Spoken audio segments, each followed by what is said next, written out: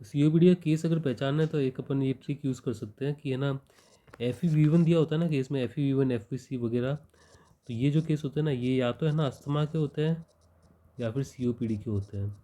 Asthma के case में asthma लिखा हुआ होगा, ठीक है। अगर अस्थमा नहीं लिखा हुआ केस में और FEV1 FVC दिया हुआ है तो सीओपीडी का केस है, ठीक है। और दूसरी चीज़ और क्या चीज़ लिखी हुई हो सकती है, अगर बैरल शेप चेस्ट लिखा हुआ है, ठीक है, या फिर सिगरेट का हिस्ट्री वगैरह है, तो ये भी अपना ये है ना सीओपीडी में जाएगा। बॉक्स साउंड नहीं, बॉक्स साउंड बाद में अस्थमा में भी आ जाता है, सब कुछ चल जाएगा। FEV1 FPC में इस वाली ट्रिक से सब केस हो जाएंगे। सिर्फ केस नंबर 43 है ना, उसके अंदर FEV1 नहीं दिया हुआ, उसके अंदर बैरल शेप दिया हुआ है, तो ये अपन को याद रखना है। बाकी इस वाली ट्रिक से हो जाएगा, सब सीओपीडी पता चल जाएगा, ठीक है। तो अब है ना अपन सीओपीडी के जो केस है ना, उसके डायग्नोसिस में क्रॉनिक सीओपीडी मत लिखना, क्योंकि सीओपीडी में सी का मतलब क्रॉनिक आ जाता है, ठीक है, उस हिसाब से। उसके अलावा इसके डायग्नोसिस में दो चीज़ें ज़रूरी होती है। पहली तो है ना, ये मतलब FEV1/FVC 0.7 से कम है, इसका मतलब ऑब्स्ट्रक्टिव कॉज है, ठीक है, इसका ये बताता है। डायग्नोसिस में क्या क्या चीज़ जरूरी होती है, पहली गोल्ड लिखना, दूसरा ग्रुप लिखना। गोल्ड कैसे होता है, जो FEV1 दिया हुआ है ना, वो है ना पोस्ट ब्रोंको डायलेटर, ठीक है। ब्रोंको डायलेशन के बाद में अगर FEV1 या फिर है ना परसेंटेज ऑफ प्रिडिक्टिव परसेंटेज दिया हुआ है अगर FEV1 का, तो वो अगर मोर देन इक्वल टू 80 है तो गोल्ड 1 है, 50 से 79 के बीच है तो गोल्ड 2 है, इस तरीके से, ठीक है। और ग्रुप, ये नया ग्रुप आया, ठीक है, इस नए ग्रुप को भी अपन यूज़ कर सकते हैं। पुराना भी यूज़ करेंगे तो सर ना नहीं बोलेंगे, और जिसके रशियन टीचर आने वाला वो बेहतर पुराना वाला यूज़ करे, ठीक है। तो नए वाला अगर मैं बताऊँ तो पुराने वाले में ABCD होता है, वो पुराने वाले वीडियो में बताया था। इस वाले में नया वाला बता देता हूँ। तो इस नए वाले में ऐसा है कि अगर है ना किसी को साल में एक एक्सेसरबेशन आया, तो अगर वो हॉस्पिटल गया तो अपन लिखेंगे ग्रुप E, घर गया तो या तो ग्रुप A होगा या फिर ग्रुप B होगा, ठीक है। और अगर दो या दो से ज़्यादा एक्सेसरबेशन हो से तो ग्रुप E लिख देंगे, ठीक है। ये हो गया अपना सिंपल। उसके अलावा अगर है ना, अगर A और B को अपन कैसे डिफरेंस करेंगे। अब अगर अपना A और B है, ठीक है, तो A और B में से कौन सा है, तो अगर MRC दिया हुआ है या फिर कैट दिया हुआ है, दो स्कोर रहते हैं। MRC 0 या 1 है तो है ना A होगा, और कैट 10 से कम है तो A होगा, कैट 10 से ज़्यादा इक्वल टू 10 है तो B होगा। MRC 2 या इक्वल टू 2 होगा या मोर देन 2 होगा तो B होगा ग्रुप, ठीक है। ऐसे अपन ग्रुप निकालते हैं, देखेंगे कि इसमें कैसे होता है। इसके अलावा इसका ट्रीटमेंट कैसे होता है, अगर A है तो ब्रोंकोडायलेटर देना है, B है, ग्रुप B है तो लाबा लामा देना है, और ग्रुप E है तो लाबा लामा देना है, वो सेम, ठीक है। और E में अपन ICS भी ऐड कर सकते हैं, अगर यूसिनोफिल हो ना ब्लड में, वो 300 से ज़्यादा हो तो, ठीक है, तभी अपन ICS ऐड कर सकते हैं E के अंदर। बाकी E और भी लगभग सेम है, ठीक है। अब अपन एक्यूट COPD की बात करते हैं। तो एक्यूट में क्या होगा, एक्यूट को अपन एक्सेसरबेशन भी बोलते हैं। तो ये तीन टाइप का, माइल्ड, मॉडरेट और सीवियर। माइल्ड में क्या होना, ये अपन को इंडेसिस याद करना, ठीक है। इनको अपन बोलते हैं मेन सिम्टम, ठीक है। मेन सिम्टम अगर एक है तो माइल्ड होगा, अगर दो है तो मॉडरेट होगा, अगर तीन है तो सीवियर होगा, ठीक है। और साथ में है ना अपने एक एडजुवेंट सिम्टम भी होना ज़रूरी है, ठीक है। इसके अंदर से जैसे कि फॉर एग्जांपल कोई अपर रेस्पिरेटरी ट्रैक्ट इन्फेक्शन हुआ तो वो है ना एक हो गया, या फिर पायरेक्स है, ठीक है, इसको फीवर आ रहा है, और या फिर इंक्रीजिंग वीजिंग, वीजिंग दिया हुआ है तो more than 20% increase in heart rate, या फिर हार्ट रेट है ना बढ़ गया या फिर रेस्पिरेटरी रेट बढ़ गया 20% से। इन सब चीज़ों में से कुछ एक चीज़ होनी चाहिए, ठीक है। अपने केस में जनरली ये टेम्परेचर ज़्यादा होगा और वीजिंग वाला, ये इन फैक्टर्स अपने होगा केस, ठीक है। और मेन सिम्टम क्या है, मेन सिम्टम 1 है तो माइल्ड, 2 है तो मॉडरेट और 3 है तो सीवियर एक्सेसरबेशन, ऐसा होगा। ये कौन से मेन सिम्टम, पहला है एग्रीवेशन ऑफ डिस्पनिया, डिस्पनिया ज़्यादा हो रहा है, ठीक है, कुछ भी थोड़ा बहुत काम करने से है ना, ब्रेथलेसनेस हो रही है इसको। Second, increase in sputum, sputum का जो वॉल्यूम है ना वही ज़्यादा हो जा रहा है स्पूटम उसका। उसके अलावा थर्ड क्या है, पुरुलेंट स्पूटम, ठीक है। पुरुलेंट स्पूटम तो इसको ग्रीन ग्रीन येलो स्पूटम भी बोल सकते हैं, मतलब थोड़ा ऐसा इन्फेक्शन वाला स्पूटम है तो वो। इसका ट्रीटमेंट कैसा होता है एक्सेसरबेशन वालों, ठीक है। अब COPD का एक्सेसरबेशन के ट्रीटमेंट देखते हैं, ठीक है। तीन टाइप के एक्सेसरबेशन होता है, माइल्ड, मॉडरेट, सीवियर। माइल्ड है तो क्या ट्रीटमेंट रहेगा, सिर्फ अपन ब्रोंकोडायलेटर देंगे, साबा, ठीक है। और मॉडरेट है, इसके ट्रीटमेंट में क्या होगा, साबा होगा, ये साबा है, ठीक है। ये ऐसे बीड़ी लिखा ना, ये भी साबा ही है, ठीक है। साबा देंगे, मॉडरेट में साबा देंगे, साथ में एंटीबायोटिक्स देंगे। एंटीबायोटिक्स क्या क्या देंगे, ठीक है, साथ में एंटीबायोटिक्स देंगे। एंटीबायोटिक्स में क्या देंगे, एमॉक्सिसिलिन क्लेवुलानिक एसिड, ठीक है, ये 2 देंगे साथ में अपन कोई क्विनिलोन्स भी दे सकते हैं, ठीक है, जैसे फ्लोरोक्विनिलोन दे सकते हैं। एंड और अगर सीवियर कंडीशन और थोड़ी तो साथ में इसको ओरल कॉर्टिकोस्टेरॉइड भी दे सकते हैं, ठीक है। अगर सीवियर केस है, ठीक है, सीवियर एक्सेसरबेशन है, तो उसमें अपन पेशेंट को सीवियर केस में इसको हॉस्पिटल में अपन को एडमिट करना पड़ेगा पेशेंट को, पहली बात तो। और साथ में पेशेंट एडमिट करने से पहले अपन क्या कर सकते हैं, मॉडरेट की जो ट्रीटमेंट है वो अपन दे सकते हैं, ठीक है। तो मॉडरेट की ट्रीटमेंट में साबा दे सकते हैं और साथ में एंटीबायोटिक्स दे सकते हैं। और कॉर्टिकोस्टेरॉइड जो देंगे ना इसको सीवियर वाले को, तो वो देंगे inhaled corticosteroid in severe case, ठीक है। सीवियर वाले में इनहेल्ड देंगे, सीवियर में इनहेल्ड, मॉडरेट में ओरल देंगे। और इसको वेंटिलेशन के लिए भेज देंगे, पेशेंट को वेंटिलेशन लगाना पड़ेगा। इसका ऑक्सीजन अगर SpO2 लेस देन 90 हुआ तो इसे ऑक्सीजन थेरेपी देनी पड़ेगी। साथ में अपन इसको म्यूकोलाइटिक्स देंगे और एक्सफोलिएंट्स देंगे। ये सीवियर के अंदर करना है अपन को, ठीक है। ये सीवियर का ट्रीटमेंट हो गया। सीवियर का ट्रीटमेंट मॉडरेट प्लस ये ऑक्सीजन म्यूकोलाइटिक्स प्लस हॉस्पिटलाइजेशन और वेंटिलेशन, ये सीवियर का हो गया। और ये जो है ना SABD, short acting bronchodilator, इसमें 2 चीज़ आएगी, ठीक है। साबा आ जाएगा और सामा आ जाएगा, ठीक है। इनमें से कोई भी एक दे सकते हैं या फिर दोनों भी दे सकते हैं। तो ये अपना ट्रीटमेंट हो गया। अपन देखते हैं केस। सबसे पहले अपन देखेंगे केस नंबर, ठीक है। अपन इसमें अब केस कर रहे हैं केस नंबर 34। COPD के जितने भी केस हैं ना वो एक्यूट के हैं, मतलब acute on top of chronic है सब। तो यहाँ पर अपन देखें तो एक्यूट में अपन को ये चीज़ 3 चीज़ देखनी है। सबसे पहले डिस्पनिया, स्पुटम का वॉल्यूम बढ़ा है नहीं, और प्यूरेंट स्पुटम है या नहीं है। तो इसमें अपन देखते हैं। सबसे पहले डिस्पनिया मिल रहा है, ठीक है, तो अपन को 1 पॉइंट मिल गया। उसके अलावा इंक्रीज इन स्पुटम 2 पॉइंट मिल गया, ठीक है। और प्रूलेंट स्पुटम आ रहा है इसको, तो प्रूलेंट स्पुटम आ रहा है, प्रूलेंट स्पुटम लिखा हुआ है, ठीक है। तो ये 3 पॉइंट मिल गया। और येलो ग्रीन स्पुटम ये सेम चीज़ है, प्रूलेंट स्पुटम, तो 3 पॉइंट मिल गए। तो 3 पॉइंट मिलने का मतलब सीवियर, ठीक है, सीवियर एक्सेसरबेशन नहीं है। तो अपन केस में लिखेंगे एक्यूट सीवियर एक्सेसरबेशन ऑफ COPD। अब COPD का गोल्ड और ग्रेड देखते हैं अपन, ठीक है। COPD का गोल्ड ग्रेड देखेंगे तो अपन देखो, इसका गोल्ड देखने के लिए अपन इधर देखेंगे इसका FEV1 कितना है। FEV1 दिया हुआ है कि पहले है ना 29 था और अब चेंज आ गया 2.12, मतलब 2.12 बढ़ गया है। तो 29 में प्लस करेंगे 2.12 तो अपना आएगा 31.12। तो 31.12 कितना होता है, वो होता है अपना, ठीक है। तो ये है ना देखो, सालबुटामॉल दिया इसे, मतलब ब्रोंकोडायलेटर दिया, उसके बाद में इसका FEV1 बढ़ गया। तो अब फिलहाल इसका कितना होगा, इन दोनों को ऐड करेंगे तो इसका हो गया 31.12। तो गोल्ड 3 में आता है 30 से 49 के बीच में, तो 31 इधर आएगा, तो गोल्ड 3 होगा इसका, ठीक है। तो अपन लिखेंगे COPD गोल्ड 3। अब ग्रुप कितना है, इसको कितना एक्सेसरबेशन आया है साल भर में, देखेंगे अगर अपन, तो इसमें लिखा हुआ है 2 times over the past year, 2 बार आया, ठीक है। पिछले साल में 2 बार आना मतलब इधर अपन देखेंगे मोर देन इक्वल टू 2 है तो अपन लिखेंगे, तो अपना ग्रुप हो गया, ठीक है। तो ग्रुप इधर अपन डायग्नोसिस में लिखेंगे, ठीक है। और ये है ना एक्यूट सीवियर है, तो इसमें एक्यूट का ट्रीटमेंट इधर से लिख लेंगे, एक्यूट का ट्रीटमेंट हो जाएगा। और ग्रुप है तो ग्रुप में ये वाला ट्रीटमेंट लिख देंगे, ये क्रॉनिक का ट्रीटमेंट हो जाएगा। तो एक्यूट का क्रॉनिक का दोनों का ट्रीटमेंट अपन को अलग अलग लिखना है। अब नेक्स्ट केस है अपना केस नंबर 39। इस केस में भी अपन सबसे पहले है ना एक्सेसरबेशन ढूंढते हैं, कहाँ कहाँ देखो कम इसमें है ना गया स्मॉल अमाउंट ऑफ, जो एक्सेसरबेशन के क्राइटेरिया ना इनको अपन ढूंढ रहे हैं। पहली बात तो म्यूकोप्रूलेंट स्पुटम है, ठीक है, तो 1 पॉइंट ये हो गया। शॉर्टनेस ऑफ ब्रेथ है, ठीक है, डिस्पनिया है, तो 1 पॉइंट ये हो गया। इसके अलावा क्या बचा, इंक्रीज है ना, जो स्पुटम है ज़्यादा इंक्रीज़ हो रहा है या नहीं हो रहा वो देखते हैं अपन, ठीक है। तो यहाँ पर अपन को 2 चीज़ मिल रही है, एक तो है ना प्रूलेंट स्पुटम है और शॉर्टनेस ऑफ ब्रेथ है। स्पुटम ज़्यादा हो गया वो नहीं मिल रहा है, इसका मतलब 2 पॉइंट मिल रहा है। 2 पॉइंट मिलना मतलब मॉडरेट एक्सेसरबेशन, ठीक है। तो अपन लिखेंगे एक्यूट, जो लिखेंगे डायग्नोसिस अपन ऐसा, acute moderate exacerbation of COPD, ठीक है। ठीक है, अपना केस नंबर 39। तो यहाँ पर देखो म्यूकोप्रूलेंट स्पुटम दिया हुआ है, शॉर्टनेस ऑफ ब्रेथ दी हुई है, 2 चीज़ दी हुई है अपन को, तो ये मॉडरेट हो गया, ठीक है, मॉडरेट हो गया। तो acute moderate exacerbation of COPD इतना अपन ने कर लिया। अब इसका FEV1 दिया हुआ है, FEV1 up to 32% of proper value, proper value मतलब ये प्रिडिक्टेड, ठीक है। तो 32% ऑफ प्रिडिक्टेड अगर 32 है तो गोल 3 में आ जाएगा, ठीक है। 30 से 49 के बीच में अपन लिखेंगे गोल 3, गोल 3 लिखा।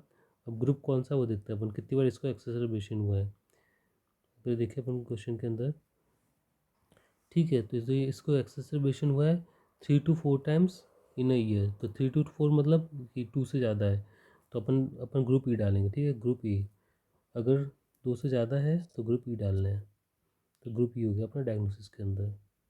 लिखेंगे अपन group E on top of acute respiratory failure. तो रेस्पिरेटरी फेलियर है क्योंकि इसके अंदर साइनोसिस दिख रहा होगा अपन को। ठीक है, ठीक है। तो इसको रेस्पिरेटरी फेल है ना, फेलियर है वो ग्रेड 3 का, क्योंकि यहाँ पर इसको वार्म साइनोसिस दिया है तो विजिबल साइनोसिस है। और ये साइनोसिस क्यों हुआ पता है? ये ना हाइपो परफ्यूजन की वजह से नहीं हुआ, मतलब ब्लड कम नहीं हुआ है, ये हुआ हाइपोऑक्सीमिया की वजह से, क्योंकि ब्लड में ऑक्सीजन कमी हो गई है, क्योंकि इसे रेस्पिरेटरी दिक्कत है। ठीक है, रेस्पिरेटरी डिजीज है इसलिए। इसमें कुछ एक्स्ट्रा एक्स्ट्रा चीज़ें जैसे कि परकशन साउंड बॉक्सी है, क्योंकि है ना एम्फासीमा इसको, जो कि सीओपीडी का पार्ट होता है। इसके अलावा accentuation of second tone of pulmonary artery, इसका मतलब होता है पल्मोनरी हाइपरटेंशन। ठीक है, उसके अलावा लिखा हुआ diastolic murmur, this diastolic murmur the rhythm is correct. ठीक है, तो डायस्टोलिक मर्मर आ रहा है, ये इस वजह से आ रहा है क्योंकि इसका है ना जो पल्मोनरी वॉल्व होता है ना, उसका रिगर्जिटेशन हो रहा है। तो जब डायस्टल होगा, पानी जब ब्लड जब भर रहा होगा उस टाइम वो रिगर्जिटेट करेगा, इस हिसाब से, मतलब ब्लड लीक होगा उधर से पल्मोनरी वॉल से, तो इसलिए है पल्मोनरी वॉल स्टेनोसिस है ये, रिगर्जिटेशन। ठीक है, तो ये भी अपन डायग्नोसिस में लिखेंगे, पल्मोनरी वॉल रिगर्जिटेशन अपन डायग्नोसिस में लिखेंगे, पल्मोनरी हाइपरटेंशन लिखेंगे सेकंड टोन की वजह से। उसके अलावा राइट वेंट्रिकुलर हाइपरट्रॉफी ये भी दिया हुआ अपन को, तो ये भी अपन लिखेंगे डायग्नोसिस के अंदर। तो अपन आगे लिखेंगे on top of acute respiratory failure grade 3 complicated by pulmonary valve regurgitation, pulmonary hypertension and right ventricular hypertrophy. ये अपना पूरा डायग्नोसिस हुआ। इसके अलावा अगर अपन इन्वेस्टिगेशन देखें, इन्वेस्टिगेशन में अपन को क्या क्या करना है ना, रेस्पिरेटरी दिक्कत है तो अपन को एबीजी करनी है, क्योंकि है ना रेस्पिरेटरी एसिडोसिस हो सकता है। ठीक है, जो भी मतलब एसिड बेस बैलेंस बिगड़ जाएगा। उसके अलावा अपन ऑक्सीजन सेचुरेशन देखेंगे। ठीक है, अगर लेस देन 90 होगा SpO2 तो अपन ऑक्सीजन थेरेपी देंगे, इसलिए ये देखना जरूरी है। और स्पुटम का कल्चर और सेंसिटिविटी करेंगे, कोई इन्फेक्शन ना हो जाए। प्यूलेंट स्पुटम हो रहा है तो इन्फेक्शन के चांस ज़्यादा है। ठीक है, और ESR CRP अपन देखेंगे, क्योंकि ये इन्फ्लामेशन का हो सकता है इसके अंदर। ESR इस क्वेश्चन में दिया हुआ, इसलिए अपन सिर्फ CRP देखेंगे, जिस क्वेश्चन में नहीं दिया हुआ उसमें ESR भी लिखेंगे इन्वेस्टिगेशन में। उसके अलावा इस केस में ना हार्ट की दिक्कत भी हो रही थी, कि COPD का केस होता है ना, उसमें हार्ट की दिक्कत भी हो सकती है। तो इस केस में अपन और क्या लिखेंगे, हार्ट मतलब हार्ट फेलियर के लिए natriuretic peptide, BNP, anti pro BNP। ठीक है, ये सब लिखेंगे। और क्योंकि है ना हाइपोक्सीमिया हो रहा है तो उस वजह से है ना ब्लड के अंदर ऑक्सीजन कम होता है ना, ब्लड अपने सेल्स बढ़ाना चाहता है ताकि ज़्यादा ऑक्सीजन से ज़्यादा ऑक्सीजन वो ले सके। उस वजह से इसके अंदर हीमेटोक्रिट बढ़ा हुआ आता है। ठीक है, हीमेटोक्रिट बढ़ा होता है, इसके अंदर हीमोग्लोबिन बढ़ा होता है, तो वो भी अपन चेक करेंगे। और साथ में क्रिएटिन क्लियरेंस टेस्ट भी करेंगे किडनी फंक्शन के लिए। ठीक है, ये अपने पूरे इन्वेस्टिगेशन है, अपन सब COPD के अंदर ही लिख सकते हैं। ठीक है, तो इस केस में अपना है ना ग्रुप ई था, तो ग्रुप ई के ट्रीटमेंट के लिए अपन लाबा लामा देंगे। ठीक है, मेनली। उसके अलावा ये मॉडरेट एक्सेसरबेशन था, मॉडरेट एक्सेसरबेशन अपन क्या देते हैं, है ना, ये ब्रोंकोडायलेटर देंगे शॉर्ट। उसके अलावा एंटीबायोटिक्स देंगे, अमोक्सिक्लेव, क्रोनिलॉन्स, और ओरल कॉर्टिकोस्टेरॉइड भी दे सकते हैं ऐसा। और अगर SpO2 है ना लेस देन 90 है तो ऑक्सीजन थेरेपी देंगे, म्यूकोलाइटिस दे सकते हैं, एक्सफोलिएंट्स दे सकते हैं मॉडरेट के अंदर। ठीक है, ये सब कुछ। और हॉस्पिटल में एडमिट करने की मतलब ICU में डालने की ज़रूरत नहीं है, सीवियर होता तो ICU में डालने की ज़रूरत होती है। ये सब हो गया। उसके अलावा है ना इसके अंदर कार्डियोमेगाली अपन को दिख रही है अलग से, तो अपन एस्पिरिन भी देंगे लॉन्ग टर्म थेरेपी के अंदर। ठीक है, ये जो लॉन्ग टर्म अपन दे रहे हैं ना, ये ग्रुप के हिसाब से लाबा लामा दे रहे हैं, तो उसके साथ में अपन को एस्पिरिन देना है, क्योंकि इस पेशेंट के अंदर कार्डियोमेगाली है। उसके अलावा प्रिवेंशन में अपन क्या दे सकते हैं कि बीमारी ना हो अपने से। ठीक है, कुछ और बीमारी ना हो साथ में, उसके लिए अपन वैक्सीन दे सकते हैं अगेंस्ट न्यूमोकोकस, जो कि स्ट्रेन है 23 और 13 उनके अगेंस्ट। साथ में इन्फ्लुएंजा वैक्सीन के वैक्सीन भी दे सकते हैं। और क्या प्रोफाइलैक्सिस हो सकता है, स्मोकिंग रोक सकते हैं हम, फिजिकल एक्सरसाइज कम करेंगे, मतलब ज़्यादा एक्सरसाइज नहीं करेंगे, और रेस्ट करेंगे, रेगुलर चेकअप करेंगे, और रेगुलर फिजियोथेरेपी करेंगे। ठीक है, तो ये सब ज़रूरी है। और COPD का रिस्क फैक्टर सबसे इंपॉर्टेंट है स्मोकिंग इंडेक्स। ठीक है, जो स्मोकर होते हैं उनके अंदर COPD होता है। अपन करेंगे नेक्स्ट केस। नेक्स्ट केस है अपना case number 40। Went to clinic complaining of shortness of breath. ठीक है, शॉर्टनेस ऑफ ब्रेथ है। ठीक है, एक डिस्नी अपन को मिल रहा है, एक पॉइंट हो गया। With liquid productive and productive cough specially with in the wheezing, इसको वीजिंग हो रहा है, इसे पल्पेशन, ठीक है इसको, और ये स्मोकर है तो ये रिस्क फैक्टर है अच्छा खासा COPD का। ठीक है, तो इसमें देखो 3 चीज़ दी हुई एक्सेसरबेशन की, shortness of breath, yellow green sputum, sputum बढ़ गया है, 3 चीज़ हो गई है।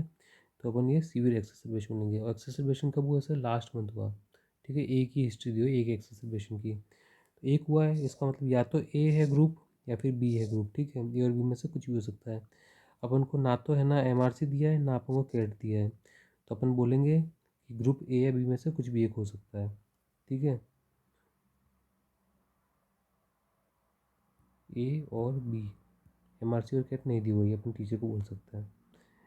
इसके अलावा इसको गोल, इसका है ना जो FEV1 दिया हुआ है ना, FEV1 दिया हुआ है, लेकिन है ना ये FEV1 ना तो है ना ऐसे लिखा हुआ है कि ऑफ प्रिडिक्टिव वैल्यू, और ना ऐसे दिया हुआ कि है ना पोस्ट ब्रोंकोडायलेटर है, ऐसा नहीं लिखा हुआ। तो इस FEV1 से अपन गोल्ड नहीं निकाल सकते। ठीक है, गोल्ड निकालने के लिए या तो है ना पोस्ट ब्रोंकोडायलेटर लिखा होना चाहिए, या फिर ऑफ प्रिडिक्टिव वैल्यू है ऐसा कुछ दूसरा लिखा होना चाहिए, तो वो नहीं है, तो इससे गोल्ड नहीं निकलेगा अपना।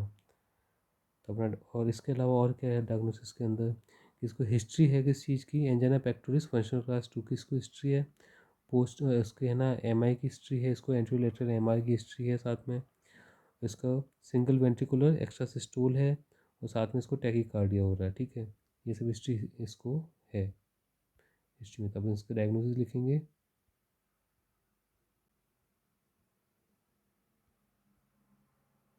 एक्यूट मॉडरेट, मॉडरेट नहीं, ये 40 केस है। एक्यूट सीवियर, क्योंकि 3 क्राइटेरिया तीनों के तीनों फुलफिल हो रहे हैं। एक्सेसरबेशन एक हो रहा है, ठीक है अपना, ऑफ COPD, ग्रुप ए और बी में से कुछ भी हो सकता है, gold we can not find. ठीक है, क्योंकि FEV पोस्ट ब्रोंकोडायलेटर नहीं दिया हुआ। Complicated by acute respiratory failure, respiratory failure अपन देखते कितना ग्रेड है। ठीक है, इसके नीचे coronary artery disease, chronic coronary syndrome. ठीक है, एक बार लिख दिया। तो इसके कौन से कॉर्नरी सिंड्रोम अपने पास, एंजाइना पेक्टोरिस है, फंक्शनल क्लास 2 और ओल्ड MI। ठीक है, ये तो अपने पास है। इसके अलावा वेंट्रिकुलर एक्स्ट्रा सिस्टोल, ये भी उनको दिया हुआ हिस्ट्री में, और टैकीकार्डिया दिया हुआ है। ठीक है, और इसका जो साइनोसिस है ना, वो माइल्ड साइनोसिस दिया हुआ, माइल्ड एक्रोसाइनोसिस। तो माइल्ड है इसलिए ग्रेड 2। एक्रोसाइनोसिस अगर लिप्स का है, फिंगर्स का है, तो फिंगर्स के वाले को एक्रोसाइनोसिस बोलते हैं, तो उसको अपन ग्रेड 2 में डालते हैं। अगर पूरी बॉडी का है तो ग्रेड 3 में डालते हैं, रेस्पिरेटरी फेलियर। ठीक है, अपन रेस्पिरेटरी फेलियर ग्रेड 2 लिखेंगे। ठीक है, इस केस में ये पेशेंट एडमिट हो गया हॉस्पिटल के अंदर, एक्सेसरबेशन तो होगा इसका मतलब, और साथ में इसको शॉर्टनेस ऑफ ब्रेथ है और पुलेंट स्पुटम है। ठीक है, 2 चीज़ आ रही है, तो मॉडरेट में चला गया। ठीक है, तो अपन एक्यूट मॉडरेट एक्सेसरबेशन लिखेंगे ऑफ COPD। ठीक है, इसका गोल्ड कितना है देखते हैं अपन। इस केस में FEV1 वगैरह नहीं दिया हुआ, तो इस केस में अपन गोल्ड नहीं निकाल सकते। अपन टीचर को बोलेंगे कि FEV1 नहीं दिया है, तो हम गोल्ड नहीं निकाल पाएंगे। तो गोल्ड अपन मतलब बोल देंगे टीचर को कि अपन गोल्ड नहीं निकाल सकते, मोर इन्वेस्टिगेशन चाहिए हमको, तो गोल्ड नहीं है अपने पास, जीरो। जीरो मत लिखना, मतलब नहीं है अपने पास ऐसा। और ग्रुप देखिए अगर अपन, तो इसको कितना एक्सेसरबेशन हुआ है। ठीक है, ये हॉस्पिटल में एडमिट हुआ है ये वाला पेशेंट, तो इसका जो ग्रुप होगा ना वो सीधे E हो जाएगा। तो अपन लिखेंगे एक्सेसरबेशन ऑफ COPD, गोल्ड हमें नहीं पता, ग्रुप अपना E हो जाएगा। और respiratory failure, acute respiratory failure, ये कितना होगा, डिफ्यूज साइनोसिस है, तो ये है ना ग्रेड 3 करेगा, तो रेस्पिरेटरी फेलियर ग्रेड 3 का होगा। ठीक है, acute respiratory failure grade 3।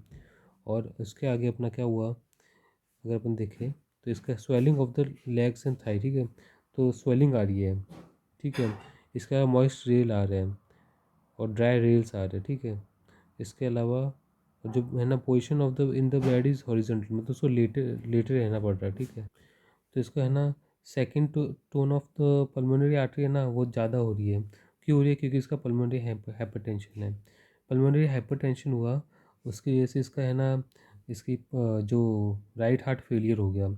Right heart failure होने की वजह से इसका नेक की वेन्स के अंदर स्वलन हो गई, क्योंकि उसके अंदर है ना ब्लड प्रेशर बढ़ गया है, वेनस प्रेशर जो था वो बढ़ गया है। उसके अलावा वेन्स का प्रेशर बढ़ गया, तो वेन्स का प्रेशर है ना लीवर के अंदर भी बढ़ा, तो लीवर की भी इंजरी हो गई, तो लीवर का है ना कार्डियक सीरोसिस हो गया। ठीक है, हार्ट की वजह से लीवर का सीरोसिस हो गया, तो इसे अपन कार्डियक सीरोसिस बोलेंगे। तो लीवर बड़ा हो गया। ठीक है, ये है ना कोस्टल आर्क से भी नीचे आ रहा है, 4 to 5 सेंटीमीटर। तो ये कार्डियक सीरोसिस हो गया।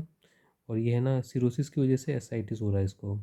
और है ना सीरोसिस की वजह से इसको स्वेलिंग ऑफ द लेग्स और थाई भी हो रहा है इसको। और ये सीरोसिस क्यों हुआ? कार्डियक कॉज की, हार्ट फेलियर की वजह से। हार्ट फेलियर क्यों हुआ? लंग की वजह से। तो जब जब भी है ना हार्ट फेलियर लंग की वजह से होता है ना, तो उसको अपन बोलते हैं कॉर पल्मोनल है, ठीक है। तो अपन इसका डायग्नोसिस लिखेंगे, कोर पल्मोनल कार्डियक सीरोसिस। ये भी अपन को ऐड करना डायग्नोसिस के अंदर। तो पूरा डायग्नोसिस हुआ acute moderate exacerbation of COPD. Gold हमें नहीं पता। Group E acute respiratory failure grade 3 cor pulmonale cardiac cirrhosis. ये अपना पूरा डायग्नोसिस हुआ, ठीक है। इधर ऐड कर देना कि ग्रुप ई कॉम्प्लिकेटेड विथ, बाद में लिखना ये सब चीज़ें, एक्यूट रेस्पिरेटरी फेलियर कॉर पल्मोनल और कार्डियक सीरोसिस वगैरह ये सब ऐसे। नेक्स्ट केस है अपना केस 44। इसमें भी अगर अपन है ना ये सब एक्सेसरबेशन के 3 पॉइंट ढूंढेंगे अगर, तो इधर देखो पहली बात तो इसको डिस्पनिया, तो 1 पॉइंट हो गया अपना है ना, इसको येलो स्पुटम है 2 पॉइंट हो गया। इसके अलावा अमाउंट ऑफ स्पुटम है ना ये इंक्रीज़ हो गया तो 3 पॉइंट हो गया, 3 पॉइंट हो गया तो सीवियर हो गया। तो अपन लिखेंगे एक्यूट सीवियर, ठीक है। एक्यूट सीवियर लिखा, एक्यूट हो गया, सीवियर हो गया, एक्सेसरबेशन हो गया ऑफ सीओपीडी। अपन गोल्ड देखते हैं तो इसको कितनी बार हुआ है एक्सेसरबेशन, वो देखेंगे अपन, ठीक है। तो ये वाला पेशेंट भी हॉस्पिटल के अंदर गया है, तो ये सीधे ई हो जाएगा। हॉस्पिटल में जाते हैं तो एक बार इसका एक्सेसरबेशन हुआ और फिर भी हॉस्पिटल में चला गया तो अपन सीधे ई बोल देंगे। तो इसका ग्रुप हो गया, इसका ई हो गया, ठीक है। और गोल्ड के लिए अपन इसका FEV1 देखेंगे। इसका पोस्ट ब्रोंकोडायलेटर लिखा हुआ है, ठीक है। तो ये FEV1 अपन मानेंगे। 29 लिखा हुआ है, तो 29 कहाँ जाएगा? तो गोल्ड है ना लेस देन 30 है, 20 मतलब लेस देन 30, तो ये गोल्ड 4 में जाएगा। तो अपन लिखेंगे गोल्ड 4,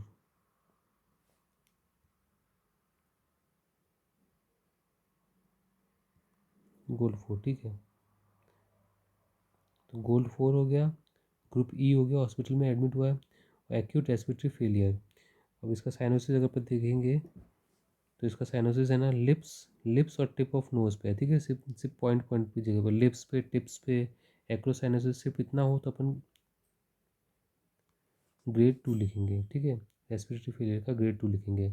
अगर डिफ्यूज़ या फिर फुल बॉडी पे हो तो ग्रेड 3 लिखेंगे। तो ये सिर्फ लिप्स पे है तो इसको ग्रेड 2 लिखने वाले अपन। तो रेस्पिरेटरी फेलियर ग्रेड 2 हो जाएगा। और इसके अलावा इसको है ना, और इसको क्या दिक्कत है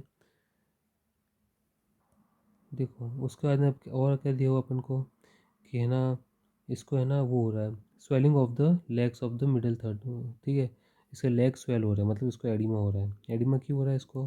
the heart is expanded to the right, ठीक है। राइट वेंट्रिकुलर हाइपरट्रोफी हो रही है, ठीक है, इसलिए हार्ट एक्सपेंड हो चुका है।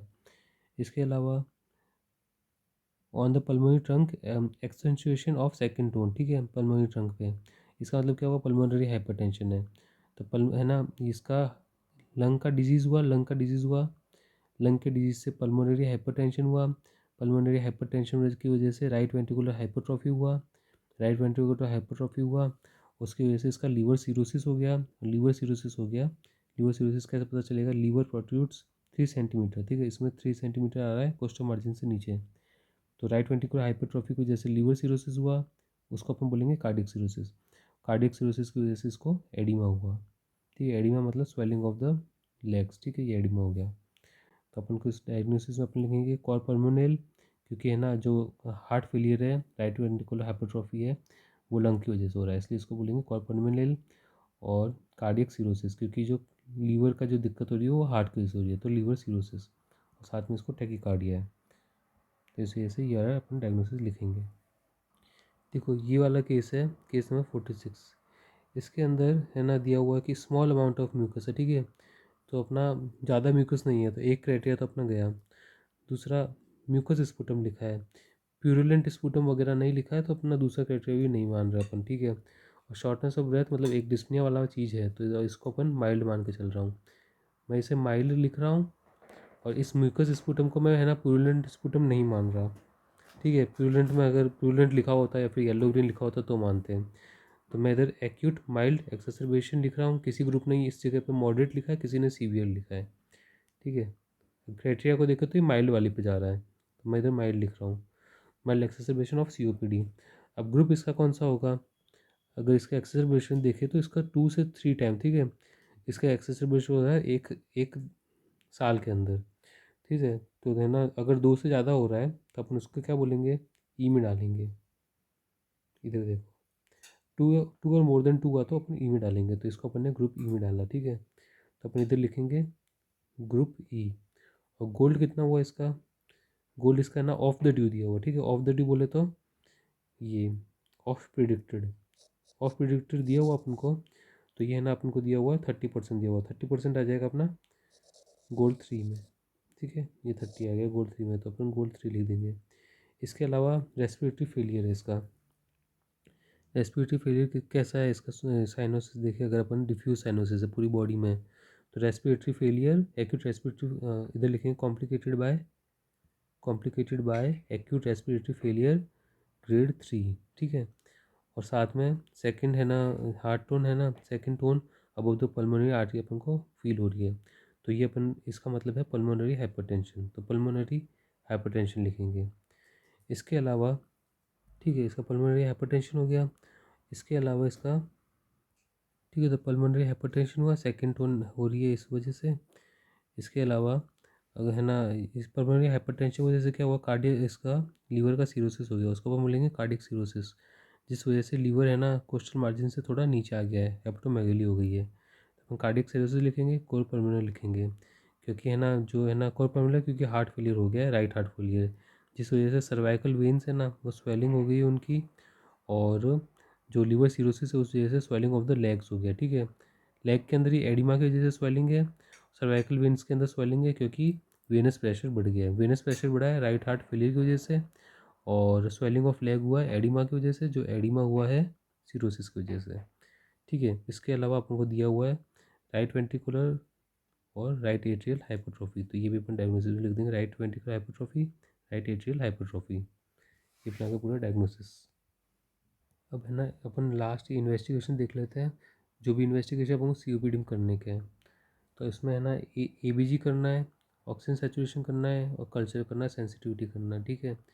क्रिएटिन क्लियरेंस करना है ड्रग्स के लिए, ड्रग्स दे रहे तो डोज एडजस्ट करने के लिए, सीआरपी करना है, ईएसआर सीआरपी करना है इन्फेक्शन के लिए, लिपिड प्रोफाइल, इलेक्ट्रोलाइट, इको, और fasting blood glucose, glycated haemoglobin, और सीबीसी, और 24 आवर ईसीजी हो गया। ये अपन को है ना सब, कोई भी हार्ट की जो दिक्कत है ना उनके लिए करना है। पोटेशियम लेवल हो गया, ये भी हार्ट की दिक्कत के लिए, क्योंकि एरिथमिया कराता है। थायराइड फंक्शन टेस्ट, क्योंकि थायराइड भी हार्ट को अफेक्ट करता है, तो ये सब चीज़ें हैं, ये सब हार्ट के लिए हो गया। और हार्ट फेलियर के लिए नाइट्रोयूरेटिक पेप्टाइड हो गया, बीएनपी हो गया, प्रो बीएनपी हो गया, ये सब है ना, ये हार्ट के लिए, हार्ट फेलियर के लिए, क्योंकि है ना जो सीओपीडी होता है ना उससे कॉर्पमिनली होता है, जो कि है राइट वेंट्रिकुलर फेलियर, ठीक है, राइट हार्ट फेलियर। तो हार्ट फेलियर हो रहा है तो इधर हार्ट फेलियर के सभी अपन को इन्वेस्टिगेशन करने पड़ेंगे। और साथ में सीओपीडी में क्या होता है कि है ना जो आरबीसीज बढ़ जाता है, आरबीसी बढ़ने की वजह से हीमेटोक्रिट और हीमोग्लोबिन भी बढ़ जाता है, तो पॉलीसिथेमिया होने के चांस रहते हैं, तो अपन को ये भी इन्वेस्टिगेट करना है।